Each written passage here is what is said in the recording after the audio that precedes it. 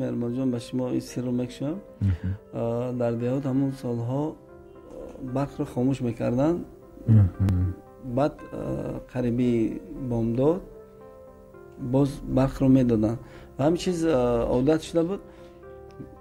ما یک 10 نفر رفیقان همو همسبقان کدومی اگر بر وقت میخست برآمده همو بلندگویی که مسجد را گیرون کرده صدای اذان میدادیم و در همین حالت یک شب نمیدونم چی گپ میشد برق رو ساعت 1 میدهند و من سر و سیما میخزم خیلی تیار میشم میرم به مسجد اذان. هر بار که اذان میدادم الکی یک دو نفر میومدن، بعد همون صدا میداد در کوه بسیار آواز با همین چیز ما به خود یک کیفیت میبردیم. وقتی که ممداد همه خوابت وقتی که اذان میدی همه کوه این کو با این صدا میدن عکس صدا و من کوشش میکردم تیزتر روم و گاه میشد که دیر میکردم و همون حالت ساعت 1 شب میبرم اذان میدم خودم بخبر.